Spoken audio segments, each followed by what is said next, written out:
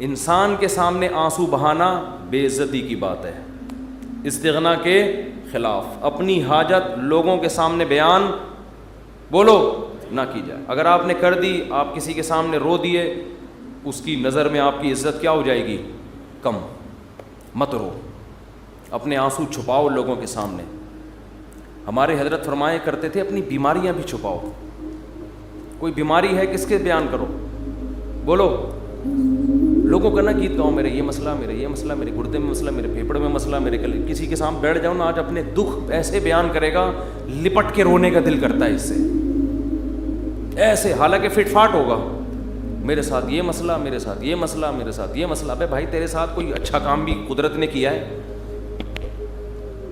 حضرت حکیم الامہ مولانا شرف علی تھانوی رحمہ اللہ تعالیٰ کو حضرت ڈاکٹر عبدالحی صاحب رحمہ اللہ نے خط لکھا، مسئلے لکھے نا، حضرت یہ مسئلہ، یہ مسئلہ، یہ ٹینشن، یہ پریشانی، یہ پریشانی، یہ پریشانی، یہ پریشانی، آپ دعا فرمائیں۔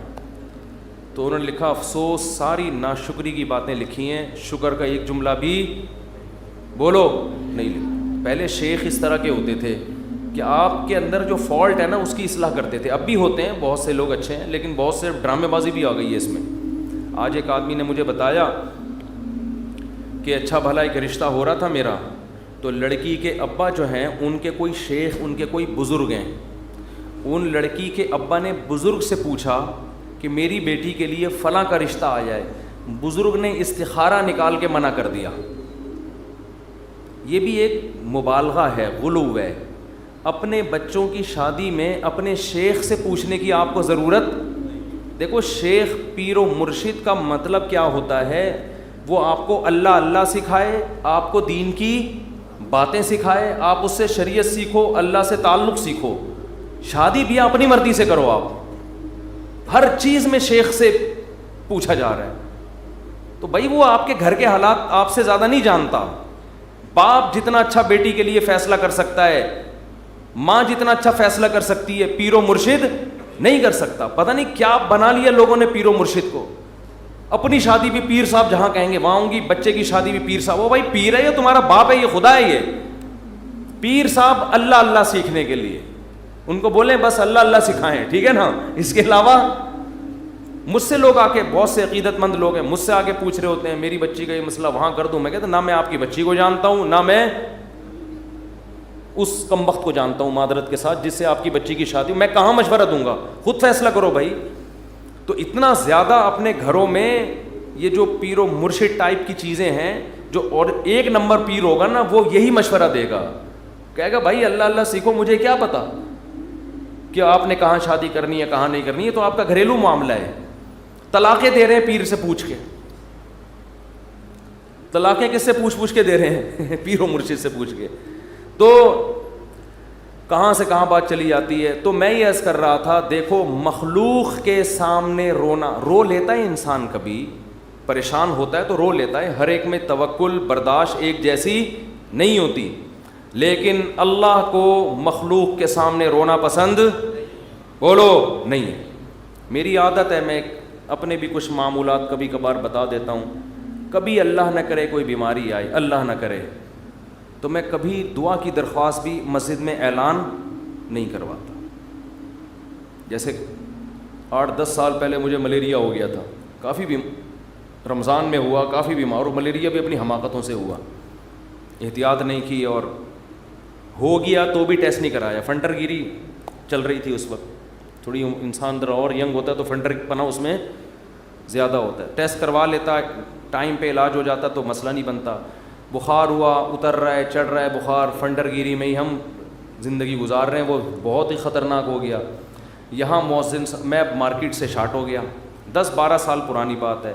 مارکیٹ سے جب بھی کوئی چیز شارٹ ہوتی ہے جو ہر وقت اویلیبل ہو تو لوگوں کو ٹینشن ہوتی ہے۔ مؤذن صاحب نے یہاں اعلان کر دیا، امام صاحب کی طبیعت بہت خراب ہے، تمام حضرات سے دعاؤں کی درخواست۔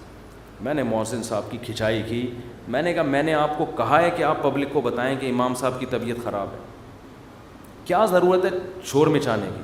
طبیعت کا ٹھیک ہونا، طبیعت کا خراب ہونا، یہ سب چیزیں نیچرل ہیں، نارمل ہیں، کبھی ٹھیک ہوگا، کبھی خراب ہوگا، کبھی مرے گا، کبھی جیے گا، ہر چیز کی مسجد سے اناؤنسمنٹ۔ پھر لوگوں کے فون آنا شروع, سنا ہے آپ بیمار ہو گئے, وہ ایک درد سر بن جاتا ہے انسان کے لیے. صرف ان لوگوں کو انسان بتا دے, اپنے چند بزرگوں کو جن سے اسپیشلی دعا کی درخواست کی جا سکتی ہے. بھئی طبیعت خراب ہے, آپ سے کہہ رہا ہوں کہ آپ میرے لیے دعا کریں. شور مچانے کی, لوگوں میں پبلش کرنے کی اس کو کی ضرورت نہیں ہے, یہ اللہ کو پسند نہیں ہے یہ عادتیں. آج اب دیکھو آبادی بڑھ رہی ہے نا, میں ہر نماز میں کوئی پرچی آ رہی ہوتے, میرے فلاں کا بیمار ہے ان کے لیے دعا کرا دیں, میرے چچا کی طبیعت خراب ہے ان کے لیے دعا کرا دیں, میرے فلاں کا انتقال ہو گیا ان کے لیے دعا کرا دیں. اس کا کیا ہوتا ہے, میرے دماغ میں ان کا نام رکھنا مشکل ہو جاتا ہے. نام رکھنا کیا ہو گیا, الحمدللہ اللہ کا گلے کا توخ, ایک توخ ختم ہو گیا. تو ایک دن ایسا ہوا, فجر کے بعد پرچی, ظہر کے بعد پرچی, اب میں پوری نماز میں بندے کا نام دماغ میں رکھا ہوا ہے کہ وسیم سجاد جو حلیم کی دیگ والے ہیں ان کی طبیعت سیٹنگ چل رہی, نماز کے بعد دعا کرانی, کیونکہ نہیں کرو پھر لوگ ناراض ہوتے ہیں, آپ کو بولا تھا ان کے لیے دعا کراؤ. یا تو پرچی وہاں لے جا کے رکھ دیں نا, زبانی میں اور ٹینشن. تو ایک دن ایسا ہی ہو گیا, مجھے پاس ایک ظہر میں ایک صاحب آئے کہ جی وہ فلاں کی طبیعت خراب ہے. میں نے کہا یار میں ہول سیل کے حساب سے دعا مانگ لوں گا, اے اللہ جس کی بھی طبیعت خراب ہے ٹھیک کر دے یا عافیت سے اٹھا لے. یہ تو نہیں میں نے کہا خیر ٹھیک کر دے اس کو, اور جو دنیا سے جا چکے ہیں اللہ ان سب کی, یہ تو چلتا رہے گا بھائی, کوئی مرے گا کوئی جیے گا. امام کو کیا مرغا بنایا ہوا ہے, کیا بنایا ہوا ہے آپ لوگوں نے امام کو, پورے محلے کی رپورٹیں اس کو, ہر گھر میں وہ فلاں بیمار فلاں. میں نے کہا, انہوں نے کہا نہیں اجتماعی دعا میں یہ ہوتا ہے اللہ ہو سکتا ہے کسی کی سن لے, اللہ ہو سکتا ہے کسی کی سن لے. شاید وہ ادھر کونے میں ایک بندہ بیٹھا ہوا اس کی ٹھا کر کے اوپر. میں نے کہا دیکھو دعا اس کی زیادہ قبول ہوتی ہے جو درد دل سے مانگتا ہے, اور درد دل سے آپ کے ریلیٹو مانگیں گے. کسی کو کیا پتا کہ سجاد حلیم والا کون ہے, وسیم کباڑ والا کون ہے, سلیم گولے گنڈے والا کون ہے, اور شریف پنچر والا کون ہے, کسی کو کیا پتا یار. جب اس طرح دعائیں مانگیں گے لوگ کہیں گے اللہ ہے وہ ٹھیک کر دے, تیری مرضی, نہیں بھی کر تو کوئی اتنی بڑی ٹینشن والی بات نہیں ہے. آپ اپنے خاص محبت والے چاہنے والوں کو بتایا کرو, کوئی بزرگ ہیں جن سے تعلق ہے, یا امام سے خود کہہ دو کہ مفتی صاحب میرے فلاں کی طبیعت خراب ہے آپ دعا کر دیں, کیونکہ آپ کو عقیدت ہے امام صاحب سے شاید ان کی دعا, تو انسان کھڑے کھڑے وہی دعا کر دے, یہ سنت ہے. صحابہ نبی کے پاس آ کے یہ نہیں کہتے تھے کہ مسجد نبوی میں فلاں کے لیے دعا کروا دیں, صحابہ یہ کہتے تھے یا رسول اللہ آپ میرے لیے یہ دعا کر دیں. نبی اسی وقت کھڑے کھڑے ان کے لیے دعا کرتے تھے, اور بہت دفعہ سامنے قبول بھی ہو جاتی تھی. نبی صلی اللہ علیہ وسلم نے ایک دفعہ ارشاد فرمایا کہ میری امت کے 70,000 لوگ بغیر حساب کتاب کے جنت میں داخل ہوں گے جو اللہ پہ بہت زیادہ توکل کرتے تھے. تو ایک صحابی کھڑے ہوئے حضرت عکاشہ مجمع میں, انہوں نے کہا یا رسول اللہ میرے لیے دعا کر دیں, میں بھی انہی میں سے ہوں. یہ نہیں کہا یا رسول اللہ میرے لیے 27ویں رات کو سب کے سامنے دعا کروا دیے گا آپ, بس یا رسول اللہ آپ میرے لیے بھی دعا کر دیں. آپ نے فرمایا اے اللہ اللہم اجعل عکاشۃ منہم, اے اللہ عکاشہ کو بھی ان لوگوں میں شامل کر دے. جب حضرت عکاشہ کی دعا نبی نے مانگی صحابہ کو تو جوش پیدا ہو گیا. ایک اور صحابی کھڑے ہوئے, یا رسول اللہ میرے لیے بھی دعا کر دیں کہ اللہ مجھے بھی ان میں سے کر دے. آپ نے فرمایا سبقک بہا عکاشہ, عکاشہ سبقت لے گئے. کیا مطلب, حدیث کا مفہوم کیا ہے کہ اللہ نے یہ فضیلت اس کے لیے رکھی تھی جو اس فضیلت پہ بہت زیادہ حریص ہو, اور یہ حرص عکاشہ میں ہے کیونکہ انہوں نے کسی اور کے کھڑے ہونے کا انتظار نہیں. یہ بذریعہ وہی نبی کو پتہ چلا نا کہ یہ اللہ اسی کے لیے قبول کرے گا جو پہلے نمبر پہ کھڑا ہو کے دعا مانگے گا, دوسروں کے لیے آپشن نہیں ہے. تو نبی سے تو ڈائریکٹ درخواستیں کی گئی ہیں. اس طرح علماء سے کہنا چاہیے کہ حضرت میرے فلاں کا مسئلہ ہے, یہ دعا کرا دیں, یہ کر دیں آپ دعا, تو یہ ٹھیک ہے. لیکن اجتماعی پرچیاں دے دے کے دعائیں کبھی کبھار ٹھیک ہے, اس کا معمول بنانا ٹھیک نہیں ہے. اپنے غم کو کس کے سامنے بیان کریں, اللہ کے سامنے. اس کو پبلش کرنا آج فلاں کے ساتھ یہ مسئلہ مجھے اچھا نہیں لگتا, کبھی ذرا سی طبیعت خراب ہوئی, وہ ملیریا ہو گیا تھا, تو یہاں پھر دعائیں شروع, مفتی صاحب بیمار, مفتی صاحب بھائی اللہ کے سامنے بیان کرو, کیوں پبلک, پھر تبلیغ ترس کھا رہی ہے. اچھا نہیں لگتا کہ کوئی آپ پہ آ کے ترس کھائے, بیچارہ کہے آپ کو. لوگ کہیں گے مفتی صاحب بیچارے, مجھے تو اچھا نہیں لگتا بھائی, مجھے آ کے کوئی کیا کہے, بولو بیچارہ. بھائی ہم تو بیچارے نہیں, ہم اللہ کے سامنے بیچارے ہیں, آپ کے سامنے فنٹر ہیں ہم, ایسے ہی رہو. تو کون ہے اور کیا وہ تو کون ہے, ہمیں بیچارہ ہے. ایک شاعر کا شعر ہے بڑا زبردست, اللہ بچا کے رکھے, استغنا کے ساتھ ہی رکھے, لیکن لوگوں کے سامنے کمزوری ظاہر کرنا. ہمارے فرماتے کوئی دوا بھی کھاتے ہو نا, لوگوں سے چھپ کے کھایا کرو. کوئی بھی دوا کھا رہے ہو, لوگ اپنی بیماری لوگوں کے سامنے ایسے نکلو, یہ کوئی بیماری نہیں, فٹ فاٹ, بے شک چھپ چھپ کے کچھ بھی کھا رہا ہو, ٹھیک ہے نا, لوگوں کے سامنے مت غم کو ظاہر کرو. تو ایک شاعر نے بڑی اچھی بات کی ہے, رہبوتک خیر من رحموتک, کہ لوگ تجھ سے ڈریں. یہ بھی غلط ہے نا, ظالم سے لوگ ڈرتے ہیں نا, لوگ تجھ سے ڈریں, لوگوں کے دل میں تیرا خوف ہو, یہ غلط ہے. لیکن اس سے بہتر ہے کہ لوگ تجھ پہ ترس کھائیں. نہیں آ رہی بات. دیکھو دو غلط چیزیں ہیں, لوگ آپ سے ڈریں, یہ بھی کیا ہے, غلط. یہ تو ظالم ہونے کی علامت ہے نا, ظلم کر رہے ہو آپ, لوگوں کو ڈرا رہے ہو. لیکن اس نے کہا یہ غلط ہے, مگر اتنا نہیں جتنا یہ غلط ہے کہ لوگ آپ پہ ترس کھائیں. یہ زیادہ غلط ہے, یہ آپ کے کمزور ہونے کی, یہ آپ کے بے عزت ہونے کی دلیل ہے. ظالم کی بھی عزت ہو جاتی ہے, ڈر سے ہوتی ہے. مظلوم جس پہ ظلم ہو رہا ہوتا ہے نا, اور وہ رو رہا ہوتا ہے ظالم کے سامنے, اس کی معاشرے میں عزت نہیں ہوتی, اور عزت بڑی چیز ہے. تو ہاں, ہر ایک کو ایک ہی لاٹھی سے نہیں ہانکنا چاہیے, ایک حد تک لوگ برداشت کرتے ہیں, اس کے بعد انسان کے حوصلے پست ہو جاتے ہیں. تو اس لیے ان چیزوں کا معمول ختم کریں. لوگوں کے سامنے مت بتائے کریں یہ ہو گیا فلان ہو گیا, اللہ کے سامنے روئے انسان, اللہ کے سامنے اپنی حاجت. تو لوگوں کے سامنے اپنا غم بیان کر کے رونے سے عزت بڑھتی ہے یا کم ہوتی ہے؟ کم. اللہ کے سامنے رونے سے, اپنا غم بیان کرنے سے عزت کم نہیں ہوتی, بلکہ اللہ کی نظر میں عزت بڑھ جاتی ہے. ہمارا معاملہ الٹا ہے, پبلک کے سامنے روتے ہیں اور اللہ کے سامنے روتے ہوئے ہمیں شرم آتی ہے. میں نے دیکھا لوگ دعا میں منہ پہ ہاتھ رکھ لیتے ہیں, اگر ان کو کبھی رونا بھی آ رہا ہو, بھائی کھلے عام رو, کوئی مسئلہ نہیں ہے, یہ اللہ کے سامنے رو رہے ہو.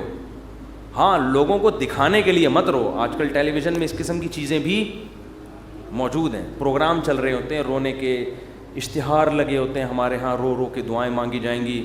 آدمی حیران ہوتا ہے, تم نے پہلے سے ہی اشتہار لگا دیا اور بالفرض تمہیں رونا نہیں آیا تو پبلک کہے گی تم نے اعلان تو یہ کیا تھا رو رو کے دعائیں مانگی جائیں گی, کم بخت رو کیوں نہیں رہا ہے اب تو یہ ناٹک اور یہ ڈرامے اللہ کو پسند نہیں ہے. اور کمال کی بات یہ ہے کہ ہمارے نبی نے فرمایا اللہ سے رو کے دعا مانگو, رونا نہ آئے تو ٹینشن کی بات نہیں ہے, رونے والی صورت بنا لو, انداز رونے والا ہو, اسٹائل رونے والا ہو, جیسے بھکاری مانگ رہے ہوتے ہیں.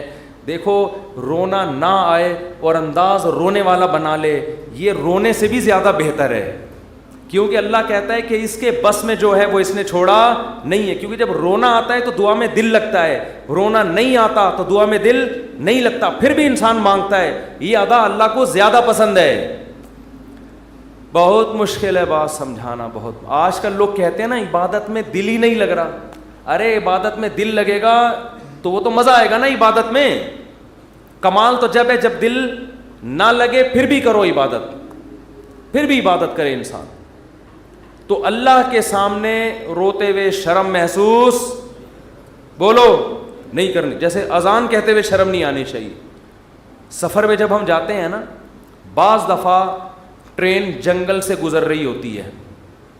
علماء کہتے ہیں کہ اگر ایسی جگہ نماز پڑھنی ہے جہاں قریب میں کوئی محلہ نہیں ہے, اذان نہیں ہوئی ہے, تو فرض نماز کے لیے پھر آپ کو کیا اذان کہنی ہے, وہاں اذان پڑھنی ہے. اب میں نے وہاں نمازیوں کو بھی دیکھا, ان کو اذان دیتے ہوئے شرم آ رہی ہوتی ہے. ٹرین میں اذان دیتے ہوئے لوگ کیا کہیں گے, ملا. لوگ کیا کہیں گے, ملا کہیں گے. ابے یہ تو پورا ملا نکلا. ہمارے محلے میں ایک صاحب کا رشتہ ٹوٹا اسی چکر میں. اچھا بھلا نوجوان, فٹ فاٹ, کھاتا پیتا, خوبصورت آدمی. اس کے لڑکی والے آ گئے گھر میں منگنی کرنے کے لیے, اتنے میں اذان کیا. لڑکا گھر میں نہیں تھا, اذان کی آواز آئی. اب لڑکے والوں نے فخر سے بتایا کہ پتہ ہے ہمارا بیٹا اذان دے رہا ہے, یہ جو اذان ہے نا یہ ہمارا بیٹا دے رہا ہے. لڑکی والوں نے کہا ابے یہ تو ملا نکلا.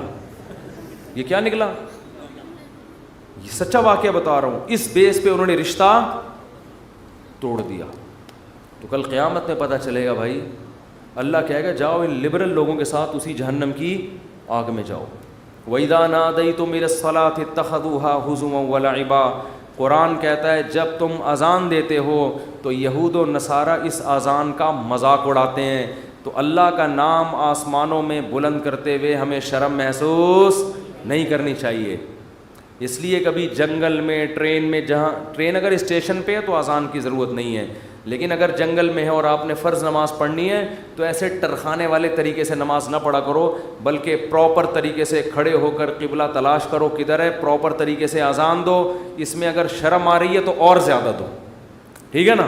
اللہ کو بتاؤ کہ اللہ ان کمبختوں کو نماز چھوڑتے ہوئے شرم نہیں آ رہی, تو مجھے تیرا نام بلند کرتے ہوئے شرم کیوں آئے گی. اذان بہت بڑی عبادت ہے, اللہ کی کبریائی آسمانوں میں بلند ہوتی ہے. اور ایک بات اذان پہ آئی ہے تو یہ بھی بتا دوں, اذانیں بہت لمبی کھینچنا یہ سنت نہیں ہے.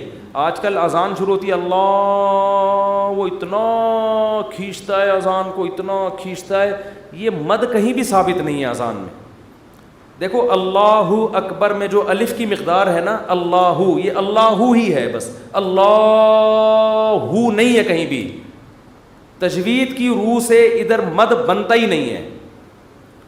ہاں جب آپ کہتے ہیں حی علی الصلاح تو یہاں مد ہے, صلاح کو کھینچ سکتے ہیں, حی کو نہیں کھینچ سکتے. حی علی الصلاح, لوگ کیا کریں حی علی الصلاح, عجیب عجیب اذانیں ہو رہی ہیں. ایک دفعہ ہم کہیں گئے نماز پڑھنے کے لیے, تو اذان جب شروع ہوئی نا تو وہ کہنے لگے ایسے اسٹائل میں اذان کے میں ابھی بتاؤں گا تو پھر وہ میم بن جائے گی اس پہ. تو بس وہ خود ہی سوچ لیں. ہم لڑکے بیٹھے تھے, ہم کو ہنسی آنے لگی. ہم نے کہا یہ کیا کر رہا ہے, پتہ نہیں اذان دے رہا ہے کیا کر رہا ہے. ایک امام نماز پڑھا رہے تھے, السلام, پوری نماز صحیح پڑھائی. جب وہ سلام پھرنے لگے تو السلام علیکم ورحمۃ اللہ. ہم نے کہا یار اچھا بھلا السلام علیکم ورحمۃ اللہ پڑھ رہے تھے, السلام علیکم ورحمۃ اللہ کر کے ادھر گھما. عجیب, نہ قرآن سیکھتے ہیں نہ اذان سیکھتے ہیں. جس کو کھڑا کر دو لے جا کے بس وہ شروع کر دیتا ہے. ایک امام کے پیچھے ہم نے نماز پڑھی دیہات میں, وہ پوری سورہ فاتحہ غلط پڑھ رہے تھے لیکن ان کو توئیں پڑھنا آتا تھا. بس انہوں نے نورانی قاعدے میں توئیں کا لفظ اچھی طرح سیکھ لیا تھا. تو ہوتا ہے, یہ تا نہیں ہوتا. باقی کچھ سیکھا نہیں انہوں نے. اب وہ نماز پڑھا الحمدللہ رب العالمین, حمدو کو پڑھ رہے ہیں حمدو. ہم نے برداشت کر لیا. اہدنا الصراط, صاد نہیں نکل رہے, لیکن جہاں تو آئے گی نا کہتے ہیں اہدنا الصراط المستقیم. ٹھیک, ہم کہہ رہے یار پورا غلط پڑھ رہے ہوتے ہیں, لیکن جہاں توئیں آتی ہے ایک دم, تو یہ چیزیں سیکھنے کی ہیں بھائی. اتنا موٹا موٹا قرآن یا موٹی موٹی اذان ہر مسلمان کے لیے سیکھنا ضروری ہے. تو اذانوں کو بہت زیادہ کھینچا نہ کریں. ایک تو خلاف سنت بھی ہے, دوسرا لوگوں سے پھر ادب نہیں ہوگا اذان کا. اذان کے وقت خاموش رہنا چاہیے, اذان کو غور سے سننا چاہیے. جب آپ اتنی لمبی کھینچو گے اذان تو پھر کہاں اس کا ادب ہوگا, کافی ٹائم لگ جاتا ہے اس میں. مختصر اذان دے, مختصر, اللہ اکبر, پھر اللہ اکبر, بس اشہد ان لا الہ الا اللہ. لا پہ مد ہے, الہ پہ نہیں ہے. نہیں آ رہی بات. ہم ایسے ہی اذان دیا کرتے تھے. لوگ کہتے ہیں حرم میں اتنی لمبی اذانیں ہو رہی ہیں. وہ حرم کا ماحول ہے, ایک حرم کی ایک برکت ہے, وہاں لمبی اذان ہی تو سننے کے لیے جاتے ہیں لوگ. بہت سے عرب علماء کو اس پہ بھی اشکالات ہیں. بہت سے عرب تو کہتے ہیں یہ حرم میں بھی جو اتنی لمبی ہو رہی ہے یہ خلاف سنت ہے, لیکن وہ تو حرم کا معاملہ ہے, ان کو اپنے حال پہ چھوڑ دو. وہ پھر بھی وہاں مسئلہ یہ ہے کہ وہاں کا تو ماحول ہی ایسا ہے نا. نارملی جب آپ اذان دیں تو اتنی لمبی اذان نہیں ہونی چاہیے کہ لوگوں کے لیے اس وقت خاموش رہنا, اس کا ادب کرنا ایک آزمائش بن جائے. اور پھر اسپیکر اتنے بھاری بھرکم نہیں ہونے چاہیے کہ اس اذان سے لوگوں کے کان کے پردے پھٹنا شروع ہو جائیں. اس سے لوگ پھر ان شاعر اسلام کی عزت کرنے کے بجائے توہین کرنا شروع کر دیتے ہیں. خاص طور پہ غیر مسلم ممالک میں جہاں آپ کو کوئی اذان کی پرمیشن دے دے تو اعتدال سے اذان دیں, ان کے آرام کا خیال رکھیں. تو جلدی سے میں یہ بات کو ختم کروں. دیکھو دعائیں مانگنے میں شرم اور عار محسوس نہ کرو. اللہ کے سامنے گڑ گڑانے میں شرم اور عار محسوس نہ کرو, اس کا معمول بنا لو. حضرت عمر فرمایا کرتے تھے کہ میری دعا قبول ہو رہی ہے یا نہیں, مجھے اس سے غرض نہیں ہے, مجھے اس سے غرض ہوتی ہے کہ مجھے دعاؤں کی توفیق مل رہی ہے کہ نہیں مل رہی. تو جتنی دعائیں, ڈاکٹر ٹھیک کرے گا, جا مانگ ڈاکٹر سے, میری مرضی میں ٹھیک کروں نہ کروں, لیکن تو نے یہ بتا دیا ہے کہ تو مجھے اپنا محتاج, تو اپنے آپ کو میرا محتاج نہیں سمجھتا. تو نے اپنے عمل سے یہ ثابت کر دیا ہے کہ تو اپنے آپ کو نہیں سمجھتا کہ میں اللہ کا محتاج ہوں, تو نہیں سمجھتا کہ اللہ سب کچھ کر سکتا ہے. اس لیے اللہ کی نظر میں دعا کی ویلیو ہے. اگر آپ کا کوئی مسئلہ اٹکا ہوا ہے اور آپ اس کے اسباب اختیار کرتے ہو, دعا نہیں مانگتے, اللہ کہتے ہیں تیرا یہ خیال ہے کہ مسئلے میں دور نہیں کر سکتا, مسئلے تیرے گورنمنٹ دور کرے گی. تو یہ تکبر ہے جو آپ کو سزا کا ذریعہ بنے گا اور برکتیں چھین لے گا آپ کی زندگی سے. اس لیے قرآن کے الفاظ دیکھو, وقال ربکم ادعونی استجب لکم. اللہ کہتے ہیں کہ مجھ سے دعا مانگو, میں تمہاری دعا کو قبول کروں گا. ٹھیک ہے بھائی, یہ آپشن ہے نا. آپ بتاؤ جب کوئی گورنمنٹ کسی کو کوئی آپشن دیتی ہے یا کوئی بینیفٹس دیتی ہے تو گن پوائنٹ پہ تھوڑی دیتی ہے. بھائی گورنمنٹ نے یہ کہا کہ قرضہ ملے گا بغیر سود کے, غریب لوگوں کو چاہیے اپنا مکان بنائے, یہ کہے گی نا گورنمنٹ. آگے دھمکی تو نہیں دے گی, جس نے قرضہ نہیں لیا نا ہم سے مکان بنانے کے لیے اس کو شوٹ کر دیا جائے گا, ایسی دھمکی دے گی کبھی؟ تو یوں ہی کر دو اگر منہ سے نہیں نکل رہا کچھ. دھمکیاں دے کے کبھی کسی کو کوئی سہولت دی جاتی ہے؟ ہاں دیہاتی مائیں کرتی ہیں ایسا. کھا, وہ ایک آدمی نے پرینک بنایا کہ انگریزوں کی مائیں اور پاکستانیوں کی مائیں میں کیا فرق ہے, بڑا زبردست تھا. انگریز کی ماں کھانا لا کے رکھ دے گی, کھانا ہے کھا, نہیں تو یہاں سے دفع ہو جا. ٹھیک ہے نا. پاکستانی اور دیہاتی ماں کیا کرے گی, وہ میرا بیٹا کھا لے, یہ میں نے تیرے لیے پکائی ہے بریانی, میں نے تیرے لیے یہ پکایا ہے. پہلے منتیں کرے گی, بچہ نہیں کھائے گا تو دھمکیاں دینے پہ آ جائے گی اس کو, کھا ورنہ میں تھپڑ ماروں گی تیرے کی. بے غیرت, تو نے بنوایا کیوں مجھ سے, یہ مجھے پتہ نہیں ہے. یہ تو نارملی ایسا ہوتا نہیں ہے کہ آپ کسی کو کوئی نعمت دے رہے ہو اور ساتھ میں بندوق نکال کے بولو کہ یہ لو. کسی کو آپ نے ہدیہ دیا, 100 روپے, 1000 روپے, 500 روپے آپ نے کسی کو دیے, یا آپ کی خدمت میں, وہ کہہ رہے یار میں تو ابھی ضرورت نہیں ہے, آپ کا بڑی نوازش, آپ بندوق نکالو لے, تو یہ ہدیہ رہے گا؟ یہ ہدیہ تھوڑی رہے گا. تو کوئی بھی جب حکومت یا کمپنی کسی کو سہولت دیتی ہے تو وہ گفٹ کو پھر گفٹ ہی قرار دیتی ہے. لیکن اللہ کا اسٹائل یہاں پہ بالکل, انداز بالکل الگ ہے. اللہ کیا کہتے ہیں, مجھ سے مانگو. یہ بینیفٹس مل رہے ہیں نا اللہ کی طرف سے, ہیں بھائی. اللہ کیا کہہ رہے ہیں, مجھ سے مانگو اور میں جو مانگو گے میں وہ تمہیں دوں گا.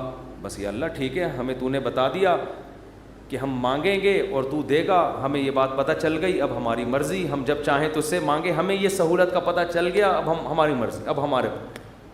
کہتے ہیں اٹس اپ ٹو یو, کہتے ہیں نا یہ اب آپ کے اوپر ہے, آپ مانگے یا نہیں مانگے. نہیں, آگے اللہ نے بندوق نکال لی ہے. ٹھیک ہے نا, بندوق نکال لی. اللہ کہتے ہیں ان الذین یستکبرون عن عبادتی, یاد رکھو مجھ سے مانگنے میں تکبر کیا. میں نے تو کہا ہے مانگو, اگر نہیں مانگا, کبر سے کام لیا کہ نہیں جی ہم نہیں مانگ رہے, سیدخلون جہنم داخرین, ذلیل کر کے جہنم کی آگ میں پھینک دوں گا. اڑے بھائی اللہ تو ہمیں گفٹ دے رہا ہے دعا کا یا جرمانہ لگا رہا ہے, کیا کر رہا ہے؟ سمجھ میں آنے والی بات ہے؟ کوئی سمجھ میں آنے والی بات؟ بالکل سمجھ میں نہیں آ رہی ہے. یہی وجہ ہے کہ قرآن میں اور مقام پہ جب اللہ نے کہا نا میری یہ نعمتیں کھاؤ, تو پھر یہ نہیں کہا نہیں کھاؤ گے تو یوں کر دوں گا, یہ نہیں کہا. اللہ نے قرآن میں کہا کلو وشربو, کھاؤ اور پیو, حد سے تجاوز نہ کرو. یہ نہیں کہا اگر نہیں کھایا نا تو جہنم میں پھینک دوں گا, یہ کہا قرآن نے. کیا ہو گیا بھائی؟ اللہ نے کہا فن کے ہو, نکاح کرو, یہ نہیں کہا نہیں کیا نا جہنم میں پھینک دوں گا میں. بشرطے کہ گناہ سے بچے انسان, گناہ کرو گے پھر تو جاؤ گے جہنم میں. لیکن جو بھی اللہ نے نعمتیں دی ہیں ان کو بندوق کی نوک سے نہیں اللہ نے کہا, کیونکہ وہ نعمت پھر نعمت رہتی نہیں ہے. وہ نعمت تھوڑی رہتی ہے پھر وہ. لیکن یہاں اللہ کیا کہہ رہے ہیں, مجھ سے مانگو میں تمہیں دوں گا. ہم خوش ہو گئے, زبردست, اللہ کی طرف سے انعام مل گیا, ٹھیک ہے جب سہولت سے ٹائم ملے گا تو مانگ لیں گے, موڈ ہوگا. اور نہیں بھی مانگا تو اللہ نے بس ایک آپشن دیا ہے کہ مانگو گے تو ملے گا. لیکن اللہ نے کیا کیا, انداز دیکھو, کہا کہ اگر نہیں مانگا تو جہنم میں ذلیل کر کے داخل کر دوں گا. سوال پیدا ہوتا ہے, اللہ یہ تو گفٹ دے رہا ہے یا ہمیں ڈرا رہا ہے, آزمائش میں ڈال رہا ہے؟ اللہ کہتے ہیں گفٹ بھی دے رہا ہوں لیکن یہ بہت بڑی آزمائش بھی ہے.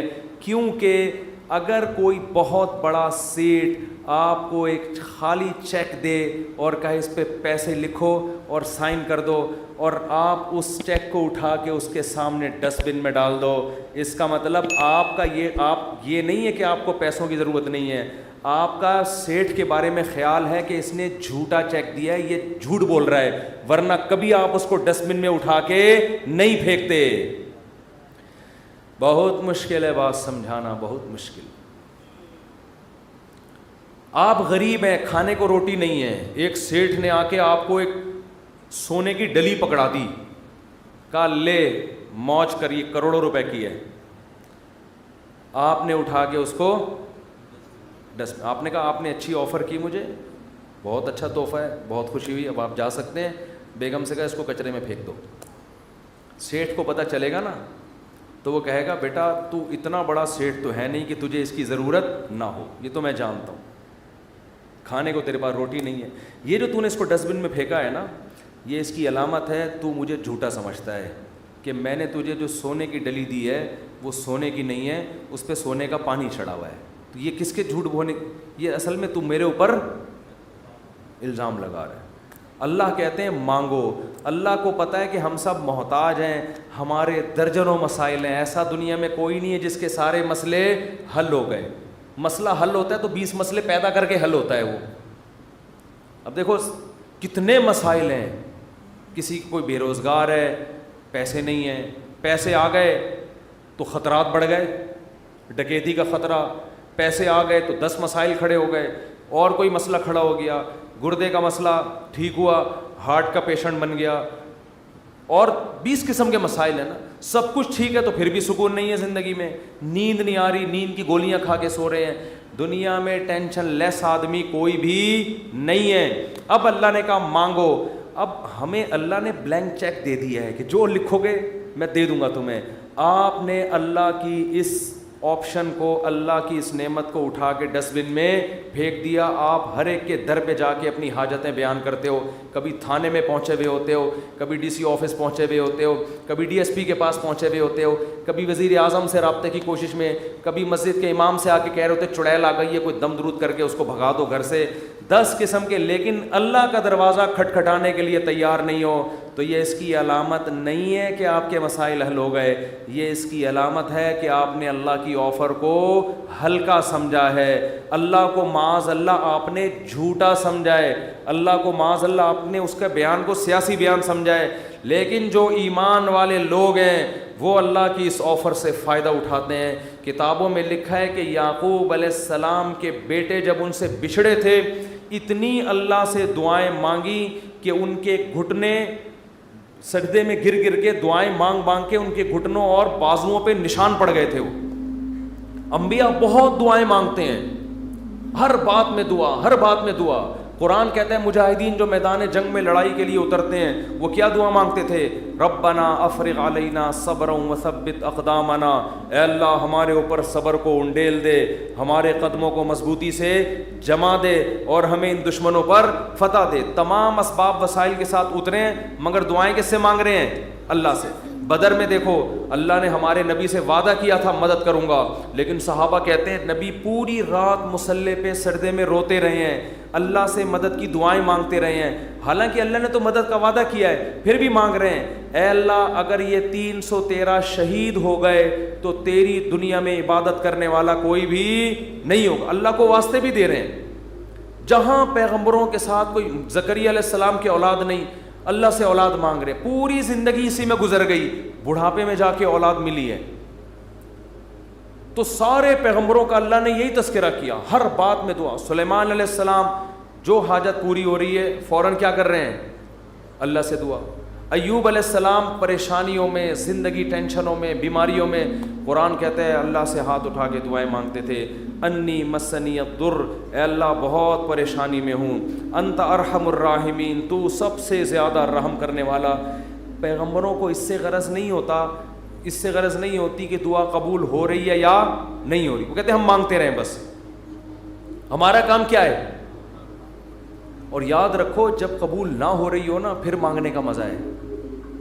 مزہ کب ہے؟ آپ کے کیسی الٹی الٹی باتیں کرنے کے لیے مصطفیٰ نے بلایا ہوا ہے. قبول نہ ہو رہی ہو نا تو پھر ہے مانگنا. تبھی تو یہ اس کی علامت ہے کہ آپ کا اللہ پہ ایمان ہے اور وہی قبول ہوتی ہے. بعض دفعہ آپ اللہ سے جو چیز مانگتے ہیں اللہ وہ نہیں دیتا، اس کا آلٹرنیٹ دے دیتا ہے.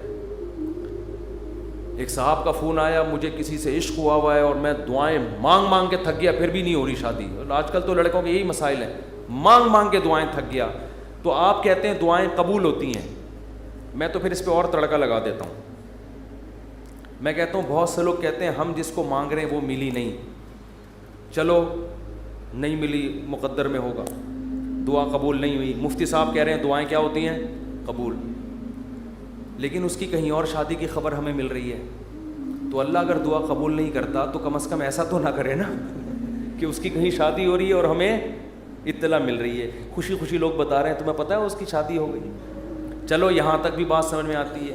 اس کے بچہ ہوا، ہمیں اطلاع دی جا رہی ہے آ کے، ارے تمہیں خوشخبری سنا ہے وسیم بھائی؟ کوئی وسیم بیٹھے ہو تو معذرت. تمہیں پتہ ہے وہ جو تمہاری کلاس فیلو تھی اس کی ایک جگہ شادی ہو گئی تھی، اس کے ماشاءاللہ آج بیٹا پیدا ہوا ہے. اور انسان تپتا ہے یار ہم نے تو لیلۃ القدر میں دعائیں مانگی تھی ہمیں مل جائے، اور ادھر بھی چلے بھی وہاں گئی اور اس کے بچہ بھی پیدا ہو گیا. اور تباہی اس وقت آتی ہے جب وہ بچہ سمجھدار ہو کے آپ کو ماموں کہنا شروع کر دے. حقیقت بات جب آپ ان کے گھر جائیں ملنے کے لیے اور وہ آپ کی پرانی گرل فرینڈ بچے کو تعارف کروا رہی ہے، تمہارے ماموں لگتے ہیں یہ رشتے میں. حقیقی تو نہیں ہے لیکن رشتے میں کیا لگتے ہیں؟ ماموں. تو آپ کہو گے یار یہ دعائیں قبول ہو رہی ہیں یا کیا ہو رہا ہے؟ تو اس طرح بھی ہوتی ہیں. تو ایسے لوگوں کو میں کہتا ہوں کہ جو یہ مایوس ہوتے ہیں نا یہ قبول تو نہیں ہو رہی. او بھائی تو دنیا میں ایک ہی عورت پیدا ہوئی ہے کیا؟ اللہ کے علم میں یہ بات تھی کہ وہ تیرے لیے نقصان دہ تھی، ہر چیز تمہارے لیے نہیں ہے. قرآن کیا کہتا ہے؟ آسان تکرہوا شیئا، بہت سی چیزوں کو تم پسند نہیں کرتے لیکن اللہ نے اس میں خیر رکھی ہوتی ہے. بہت سی چیزوں کو تم پسند کرتے ہو اللہ نے اس میں تمہارے لیے خیر نہیں رکھی ہوتی. واللہ یعلم، اللہ کہتے ہیں مجھے پتہ ہے. وانتم لا تعلمون، تم جاہل ہو، تم نہیں جانتے. اللہ سے آگے نکلنے کی کوشش مت کرو. سورہ کہف میں واقعہ نہیں ہے کیا کہ حضرت خضر علیہ السلام نے ایک نوجوان بچے کو قتل کر دیا تھا. موسیٰ علیہ السلام نے پوچھا کیوں مارا، ان میں ماں باپ کا کیا قصور تھا؟ فرمایا یہ بچہ بڑا ہو کر ماں باپ کا باغی بنتا، اس لیے اللہ نے اٹھا لیا اس کو. اور نیک والدین تھے، اللہ ان کو دوسری اولاد دے گا. اب وہ والدین تو رو رہے ہوں گے ہائے ہمارا بچہ اللہ نے چھین لیا ہم سے. بھئی اللہ کے علم میں یہ بات ہے کہ اس کے کا نعم البدل اللہ تمہیں عطا کرے گا اور وہ ایسا ہوگا جو تمہاری خدمت کرے گا. تو ہمیں نہیں پتا، کچھوں کے اولاد نہیں ہوتی وہ پریشان ہے ہو کیوں نہیں رہی، اسی میں خیر ہے. کیا بھروسہ کوئی اولاد ہو اور وہ آپ ہی کا سر بجانا شروع کر دے. وہ آپ جو جیسا چل رہا ہے اللہ سے اچھی امید رکھو. اے اللہ میرے ساتھ یہی ٹھیک، سر پہ بال اگائیں ٹھیک ہیں، نہیں یوں بولا کرو مجھ پہ ٹنڈ سوٹ کرتی ہے اس لیے اللہ مجھے بال نہیں دے رہا. بہت سے لوگوں کے مسئلہ بال ہی نہیں اگ رہے، مالشیں کر کر کے زیتون کی مالشیں، یہ آملہ کھا لیا انہوں نے، لگانے کے بجائے نا کھانا شروع کر دیا انہوں نے نہیں اگ رہے ہیں. ایسے لوگ ایسے گنجے دنیا میں موجود ہیں. مجھ سے آگے پوچھ رہے ہوتے ہیں آپ نے کیا کیا ہے جو آپ کے بال اگائے؟ تو بھائی ہر ایک کے نہیں اگیں گے یہ آزمائش ہے اللہ کی طرف سے. تو اسی میں صبر کرو یار، مر کے کیا ہو جائیں گے، ختم. اسی میں اس پہ روٹیاں پکاؤ. جب ایک بڑا سر ہو نا اور بڑی خوبصورت سی ٹنڈ ہو تو میرا تو دل کرتا ہے اس کو دھوپ میں گرم کر کے اس پہ چپاتیاں مزہ آتا ہے. سر بھی بڑا ہو اور تمیز سے بنا ہوا, تو ایک دم ایک ایسا فیل سا ہوتا ہے. خیر یہ تو مزاق, اس پہ ایڈریس لکھ لو, کبھی گم نہیں ہو گیا آپ. تو اگر اللہ نے ٹنڈ دیے, بہت سے کام اس ٹنڈ سے لیے جا سکتے ہیں. ایڈریس لکھ دو اس پہ, تو اس کا فائدہ یہ ہوگا کہ کبھی بھی گم نہیں ہوگے. خیر یہ تو میں مذاق کر رہا ہوں, لیکن اللہ نے جو آزمائش مقدر کی ہے, کیا کرو بھائی, صبر. خواتین پریشان ہوتی ہیں, بچے مر جاتے ہیں بعض دفعہ بچپن میں. نبی نے کیا فرمایا, جس عورت کا بچپن میں بچہ مر گیا اور اس نے صبر کیا, میں اس کے لیے جنت کی ضمانت لیتا ہوں. بے صبرے لوگ اللہ کو پسند نہیں ہیں. ہم نے اپنے بچپن میں ایسی عورتیں بھی دیکھی ہیں, جوان بیٹا مر گیا, آنسو نکل رہے ہیں ان کے, میں نے خود اپنی آنکھوں سے دیکھا, آنسو نکل رہے ہیں ماں کے, لیکن اللہ سے کہہ رہی ہے, اے اللہ یہ آنسو میرے اختیار میں نہیں ہے اس لیے رو رہی ہوں, کہیں تو مجھے بے صبرے لوگوں میں شامل نہ کر لینا. میں نے ایسی عورتیں دیکھی ہیں بچپن میں, جوان بیٹا مرا ہوا ہے اور ماں رو کے کیا کہہ رہی ہے, اللہ یہ میرے اختیار میں نہیں ہے اس لیے رو رہی ہوں. دیکھو ایسی عورتیں ہوا کرتی تھیں. اب تو چیخنا, چلانا, واویلا کرنا, شور شرابہ, گھروں میں چیزیں اٹھا کے پھینکنا, اس کو سمجھتے ہیں بڑا نیک آدمی ہے یہ دنیا. تو صبر کرنے والے پسند ہیں. مانگتے رہو مانگتے رہو مانگتے رہو, اس چکر میں مت پڑو کہ کون سی قبول ہو رہی ہے کون سی نہیں ہو رہی. ہر چیز اللہ سے مانگے. نبی نے فرمایا جوتے کا تسمہ بھی ٹوٹ جائے تو کس سے مانگو, اللہ سے. اس کا مفہوم پتہ ہے کیا ہے, مطلب یہ کہ لوگوں سے مت مانگو, لوگوں سے مت مانگو. ہر حاجت کس کے سامنے پیش کرنی ہے, اللہ سے. پھر قبول ہو جائے ٹھیک ہے, نہیں ہے تو زیادہ ٹھیک ہے. اور میں نے تو اپنی زندگی میں دیکھا ہے بھائی کہ انسان حقیقت میں اللہ سے گڑ گڑا کے مانگتا ہے نا, دعا قبول ہوتے ہوئے نظر آتی ہے اس کو. دیکھو دعا کی حیثیت کیا ہے کہ آپ نے اللہ کے دفتر میں اپنی فائل جمع کرا دی, تسلی ہو گئی, آپ کا کام اب ہو جائے گا, اب آپ ٹینشن نہ لیں. لوگ کہتے ہیں نا گورنمنٹ کے ادارے میں, بھائی ہم نے فائل جمع کرا دی ہے, اب ہمارے بس میں جو تھا وہ ہو گیا, اب یہ پروسیس سے گزرے گی, جو بھی آپ کا پلاٹ آپ کے نام ہونا ہے, گاڑی آپ کے نام ہونی ہے, گھر پہ آپ کو میسج آ جائے گا. اب تمیز سے بیٹھ جاؤ, بار بار جا کے وہاں پوچھتے نہیں رہو فون کر کے, سر میرا کام ہو گیا, سر میرا کام ہو گیا. بھائی فائل, پیشنٹ آپ ہاسپٹل میں, اچھے ہاسپٹل میں اگر آپ داخل کرا دیتے ہو, آپ کہتے ہو وہ بندہ سیو ہے, اب یہ ڈاکٹروں کے حوالے میں نے کر دیا, اب آپ تسلی سے. تو جب آپ دنیا میں تسلی کر لیتے ہو یار پیشنٹ ڈاکٹروں کے حوالے کر دیا, فائل گورنمنٹ کے دفتر میں جمع کرا دی ہے, تو اللہ کے ہاں دعا مانگ کے بھی مسلمان کو تسلی ہوتی ہے. میں نے اپنا دکھڑا کس کے سامنے رکھ دیا ہے, اللہ کے. اب اس کی مرضی ہے, وہ کرے ٹھیک ہے, نہیں کرے تو بھی ٹھیک. اب میرے لیے جو فیصلہ ہوگا وہ بہتر